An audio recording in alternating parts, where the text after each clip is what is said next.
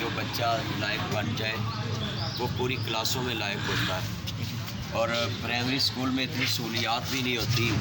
یہ سر سعید صاحب کے نام سے ہی میرا نام جڑا ہوا ہے.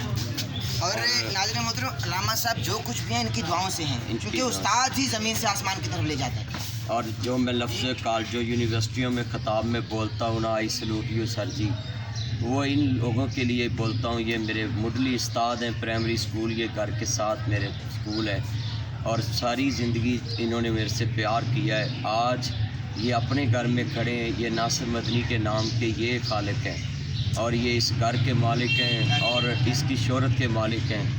آپ کچھ کہنا چاہتے ہیں؟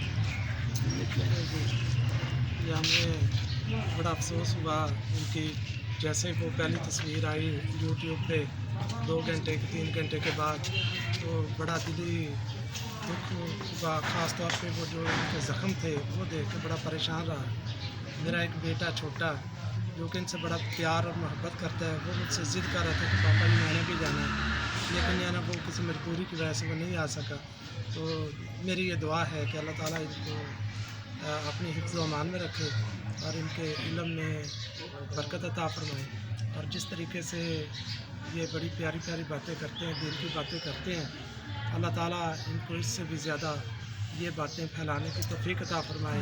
اور ہمارے عوام الناس، خاص طور پہ نوجوان طبقہ جو ہے، نوجوان جو طلبہ ہیں، ان کے لیے مشل راہ ہیں. یہ ان کی باتوں پر عمل کریں تو یہ ہمارا ملک دن دگنی رات چگنی ترقی کر سکتا ہے.